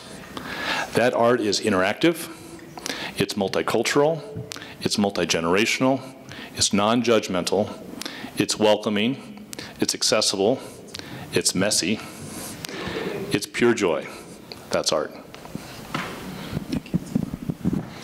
So there's a lot of public art in Boulder that's amazing, and it's hard to choose one, but I think the one that's always had the most impact on me is the Sandstone sculpture of Chief Niwot. It has many meanings, and it represents a lot.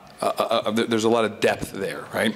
It serves as a reminder that most of us were not original inhabitants here, either North America and Boulder as well, but it also says we need to be more humble and respectful of Native people. Niwot was the chief of the Southern Arapaho tribe. There's also a very sobering and sad reminder of the tragedy of the Sand Creek Massacre, where U.S. soldiers massacred peaceful Arapaho encampment. And this is also a great example of the importance of art. Art serves many things, but in a very important way, it reminds us of the past and helps us remember our mistakes, so hopefully we won't repeat them.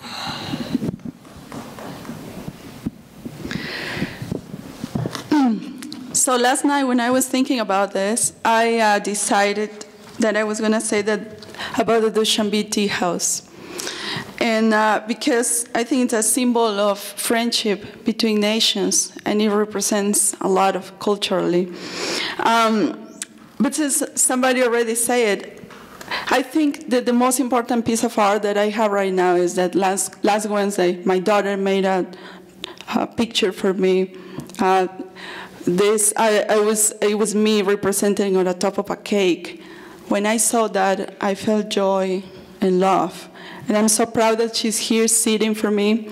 I was so nervous to come here today. And every time I'm doing this, the city council, I'm feeling like, wow, how am I going to do today? And I think she's been very supportive for me. I'm so glad that she's here for me. Thank you.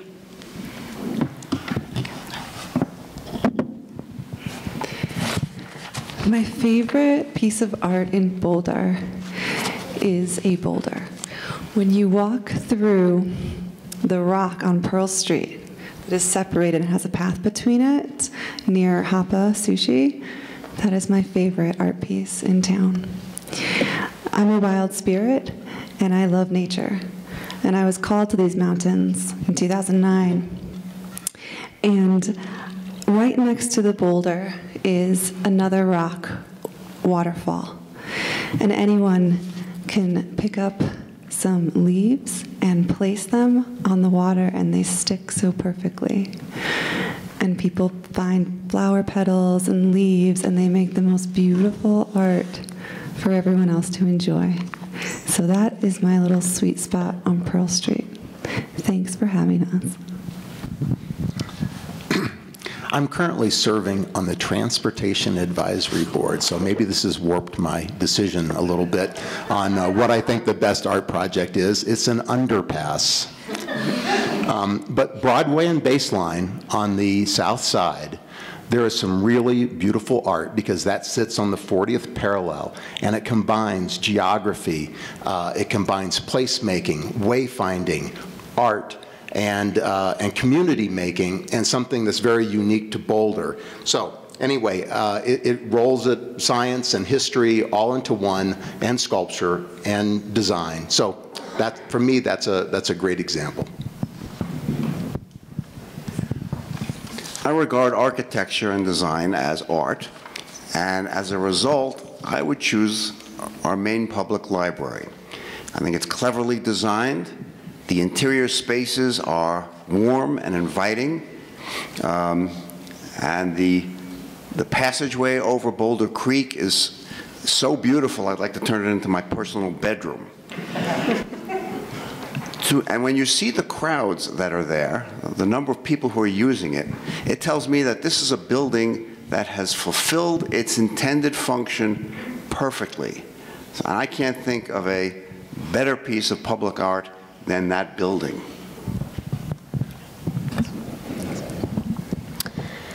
So Junie first does a shout out to the Flatirons because she says that there's really nothing like them, they're unparalleled. But as far as her favorite piece of art, she continues to mention, street art.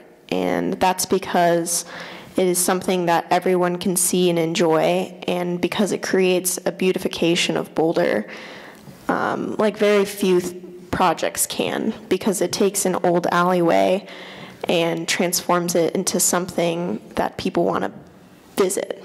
And it becomes something that's been ignored into something that draws a viewer's eye. And so if she could, she'd love to see every alleyway and every wall with as much art as possible, because she believes that art should be for everyone. How many of you went to the unveiling of the Los de Boulder? There you go. Created by our lovely moderator, Jasmine Bates.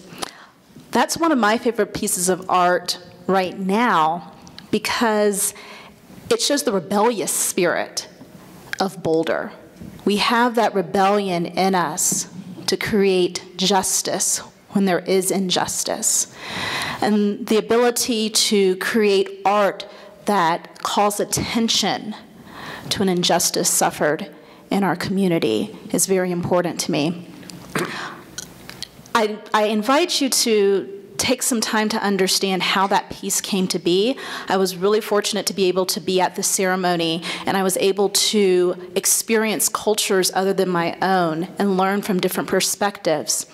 But when you take some time to learn about how that sculpture, that mural sculpture came to be, it reminds me that Boulder is a place of possibilities, where any one of us has the ability to do something great. And I feel like that really encapsulates the spirit of Boulder. And that's why that is one of my favorite art pieces in Boulder right now. Well, I have to agree with Mark. I'm the vice president of Historic Boulder, and my favorite piece of art would be Frederick Law Olmsted's blueprint of Boulder, and as he designed it, and that we as citizens have evolved it, right? That the bridle path is now our bike path. Right, and the way that Lover's Hill is designed, and now that's the neighborhood going down into Pearl Street. I feel like that is such a privileged starting point as a city to have Frederick Law Olmsted as one of the main architects of our city plan. Okay, remember, we were allowed to tell about a piece of art that exists or that we wish existed, and we all heard Jasmine say we can make it happen, so. Okay, so this is a piece that I wish was here. When I was working on Boulder's assault weapons ban, we had early discussions about whether to grandfather guns in or whether we were going to get rid of all the assault weapons that were in the city. I was advocating for not grandfathering. I wanted the weapons removed from the city. I lost out, but my vision, if it had gone the other way, was a buyback where we would obtain the weapons and melt them down to their base metals, and then hire local artists to turn the former weapons into civic art installations. I would have appreciated having the assault weapons out of the city and also seeing what the artists would have done, what their vision would have been with the former weapons of war. So that's over to you, Jasmine, maybe someday. Yeah, and that's a form that's happened in other locations, right? Yeah, that's amazing. Okay, I have to stand up because these chairs are getting really hard, and pretty much the 5 previous art pieces I was going to mention have already been mentioned, from our natural beauty to our architecture to the squirty fountain, which if anybody has seen me dancing around in it, I deny it. So I decided I'm going to go with a different art form, and that's the Fringe Festival. I've actually had the wonderful opportunity to perform in the Fringe Festival in a couple of different productions right here on this stage. And the thing I love about the Fringe Festival is that it brings together such a wide variety of talent. Just about anybody can come up with a piece. There's music, there's art, there's dance, there's just thought-provoking content, and so I would choose the Fringe Festival. Thank you. Okay, so now we have a bit of time for audience questions, and I think we should speed round it. I think that'll be fun. So, I don't know, 15 seconds, one sentence for this one. What part of the budget would be reduced in order to allow more money for the arts? Starting with Susan, 15 seconds, one sentence. There are a lot of creative ways to make more money, so I don't think we have to reduce the budget. We need to get creative about increasing our revenue. I would reduce redundancy. I don't think we need to study the same thing 5 times necessarily. I think the first time usually does it. I would implement Boulder Bucks.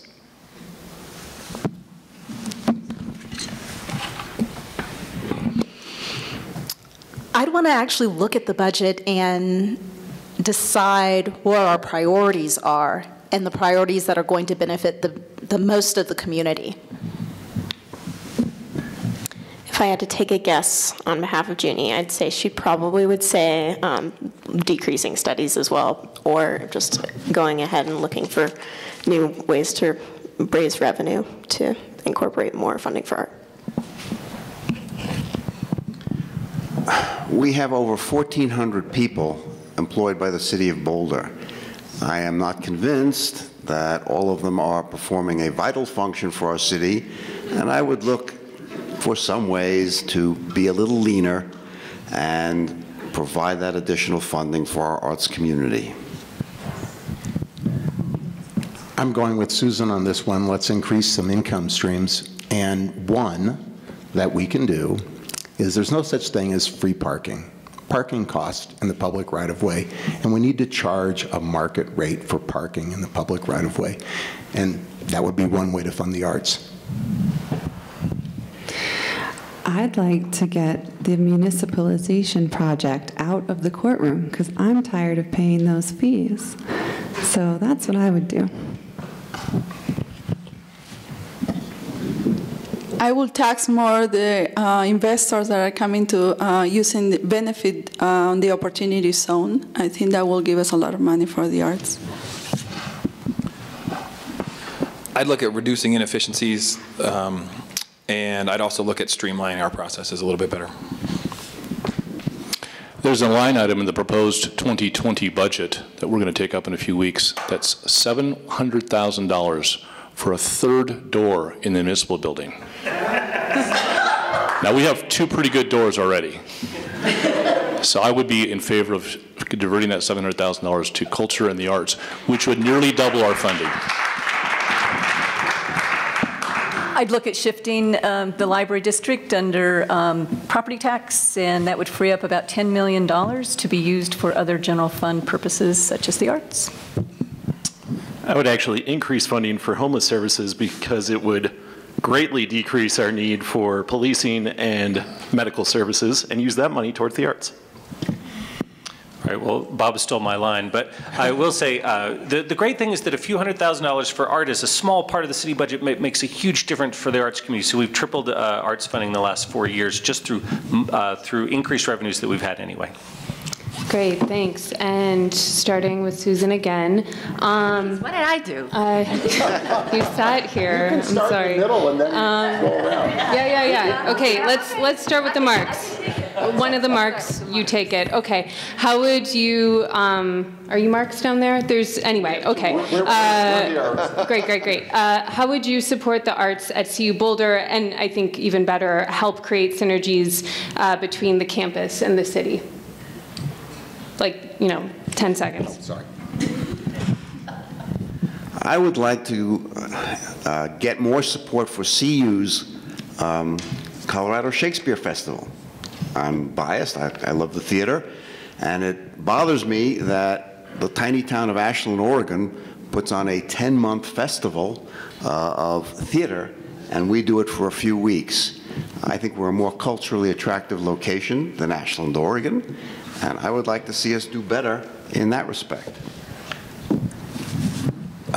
As a state-funded institution, CU has their own budget, and I don't really see us as a city with our STRAP budget taking a role in enhancing CU's arts offering.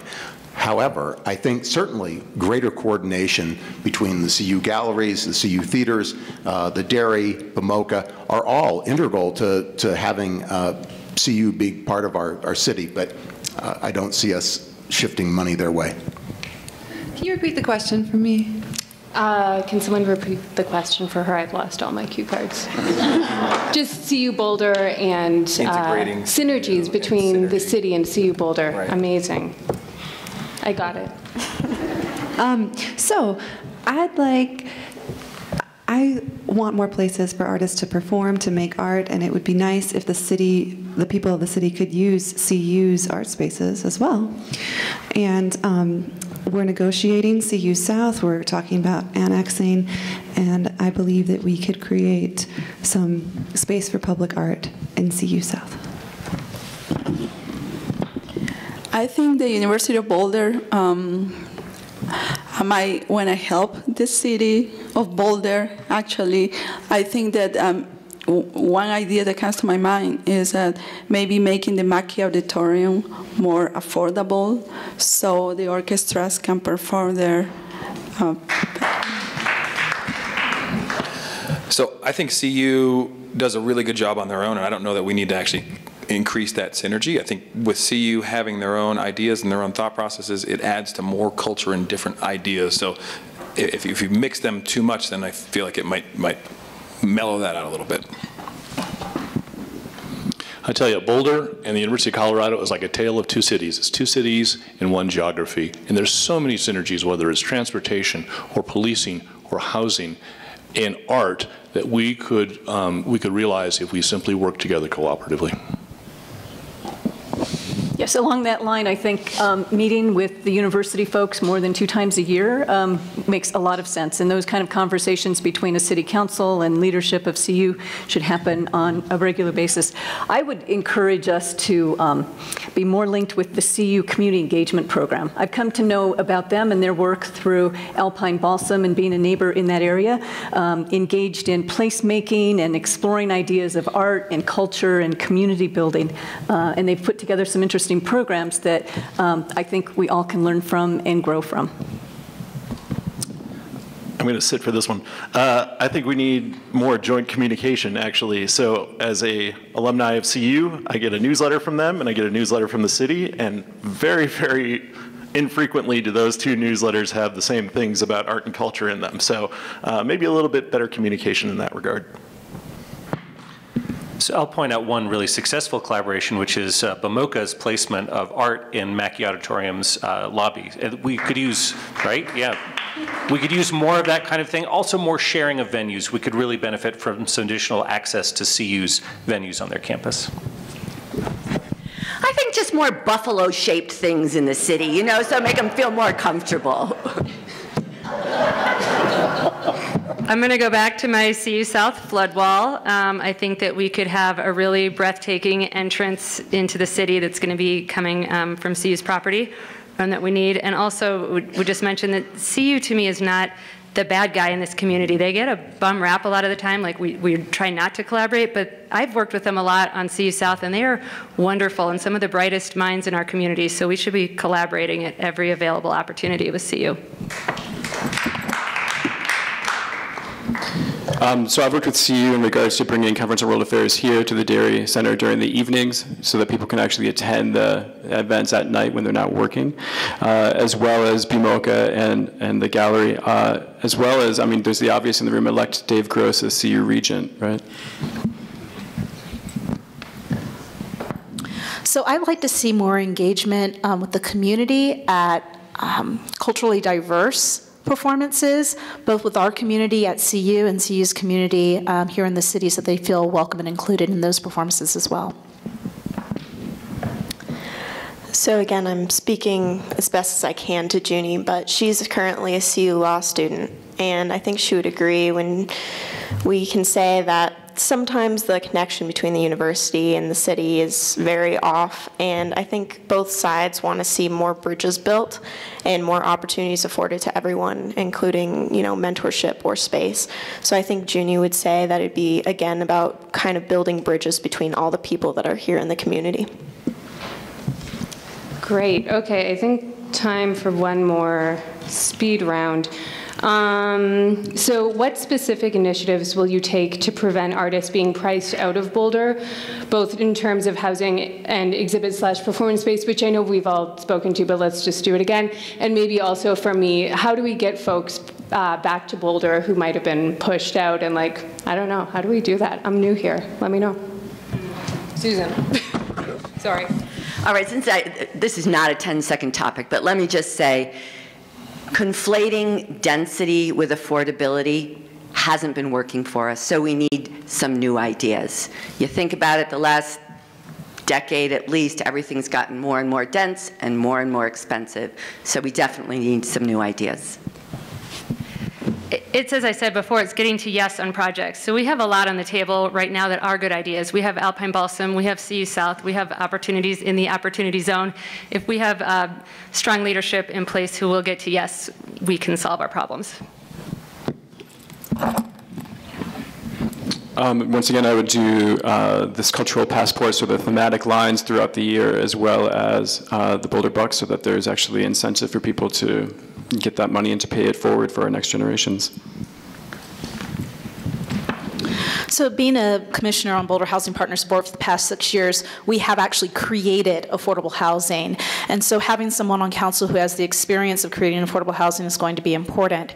I'd also say to your second part of your question of how do we get people back here, I think that it's important to listen to diverse populations and take the bold step of actually doing the things that those populations are asking you to do.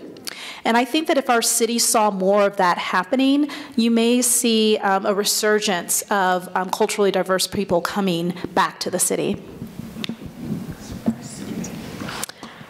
I would have to guess that Junie would believe that housing is not an easily fixed solution. That's going to take time and a lot of conversations, but I think that she does view one step as something that is a little easier, and that's transportation in and out of the city. And so if you can increase that, then you can see that you can prevent people from leaving. They can still be part of the community, and we have time to properly solve the issue that's confronting the city and do it well. Well, as we've discussed, affordable housing obviously is the key to all of this. Creating it more innovatively, creating it on a scale that we don't do now, and adding to the mix more middle-income housing for those people who can't live here, but they work here and they serve our community. We need to do much better on that. If you think about the kind of places that artists like to live, and you can't generalize for all artists, but artists like to live in strange and fun and funky places. And you think about, well, where might that be? How might we draw them back? Well, we might draw them back into someone's backyard with a small ADU with a little studio underneath it. You might draw them back into a granny flat, into an unused basement for one of our elderly, one of our seniors who wants to age in place. So we have to be more creative and allow the creative class to stay and to return. I agree with Mark. We need more creative solutions. I'd like to see rent control in Boulder. I think that's one way to make our town more affordable. And I'd also like to see all sophomores housed on campus. I think that making people that already left coming back is going to be a huge task, but I think that we have to focus on the people that are already living here that are potentially can be living soon. Preserving the middle income family housing, affordable housing, the issues of transportation, and talking about the artists, being able as a city to give them the space to show their art and also housing, I think that will be it should be the main focus of the city. So I think that the focus to support artists is, the current issue on the table that we should work with is we should support the expansion of BMOCA. We have $1 million in matching grant funds out there, and we should push that through and push that in. For middle-income housing for artists, vote yes on ballot measure 2I. So some creative ideas. It's going to take some courage and leadership from this new council that will be seated after November 5th. I hope I'm a part of that team. Some of the things that I think we need to be seriously looking at are community land trusts and looking at land banking and reserving and protecting some of the middle income housing stock that we have for future generations. We need to look at good practices and models. So art space was mentioned, and using an entity like that to be the land developer of creating art space and running programs like that, as they've been very successful in other parts of the country and in this state. Look at Opportunity Zone there, again, for the opportunity. So these are all instruments and tools in the box that we really need to explore and develop to make the kind of difference that we all embrace, that we all talk about, that we value. Thanks. So I've already talked about what I would do as far as housing goes, so I think I'll hit on transportation super quick.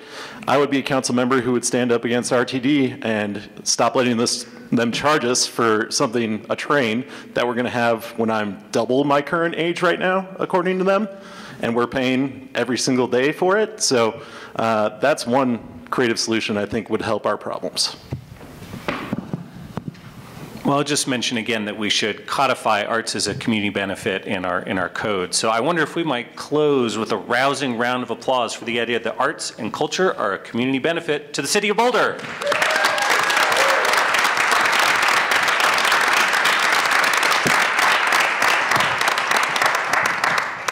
Cool, that's it. We did the applause, everything. Everyone, the candidates are here, so you can come to them, ask some more questions, maybe. Or out in the hallway. Let's go get some pens in the lobby. And thank you to Jasmine.